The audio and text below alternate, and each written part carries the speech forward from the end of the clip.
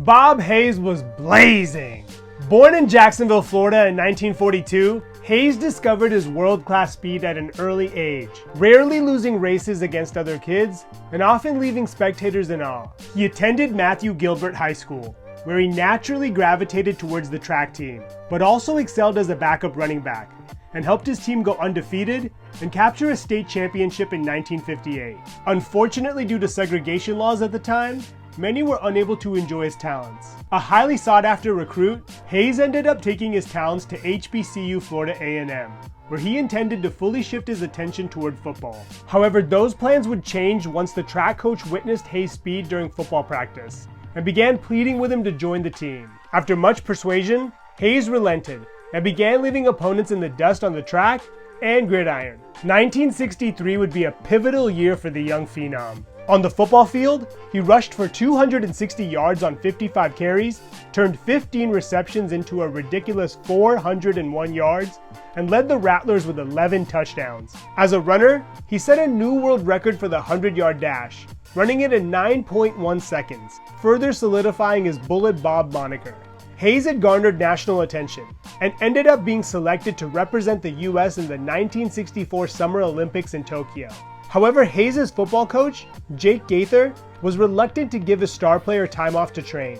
But after a phone call from President Lyndon B. Johnson insisting he do so, Gaither came around. Hayes went on to win gold in the 100 meters and 4x100 meter relay, returning to Tallahassee a national star, and as the quote, fastest human on earth. Prior to his college eligibility ending, he was selected with a future pick in both the NFL and AFL draft in 1964, with the Dallas Cowboys selecting him in the 7th round and the Denver Broncos taking him in the 14th. While he had a productive college career, most teams doubted his ability to make the transition from sprinter to receiver. But Hayes believed he was a football player first, and that he had the instincts and skills needed to succeed, but simply needed reps. His intuition would serve him well, as Hayes quieted the doubters after leading the league in touchdown receptions as a rookie. His 13 total touchdowns were the second most in franchise history, and he became the second Cowboy receiver to clear the 1,000-yard receiving mark. He was also the first rookie in franchise history to lead the team in receptions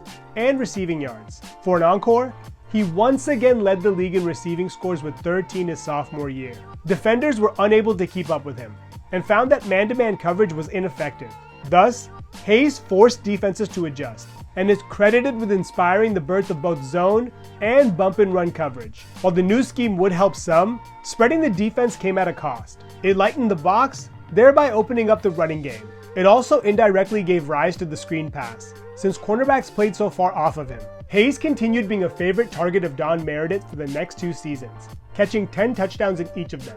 He also flourished on special teams, leading the league in punt return touchdowns in both 1967 and 1968. During his first 4 seasons, he was named an All-Pro and Pro Bowler 3 times each. He also helped the Dallas Cowboys make 2 NFL championships, but they fell short in both.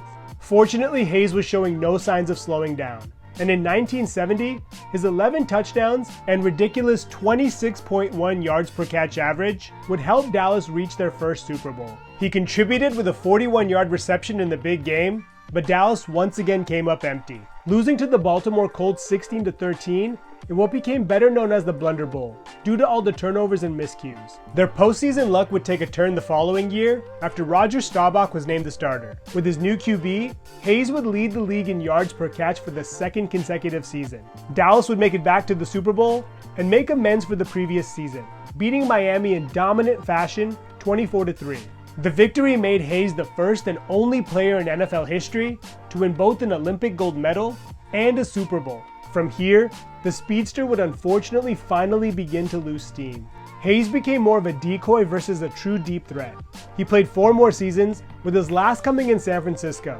He retired with 371 receptions for 7,414 yards and 71 touchdowns. He also added 1,739 return yards, along with 3 return scores. His career average of 20 yards per reception is still the 5th best all time, and in 2009, he was posthumously inducted into the Pro Football Hall of Fame. Simply put, Bob Hayes changed the game with his speed. His success had scouts racing to track meets to find the next potential star wide receiver, but none could quite measure up.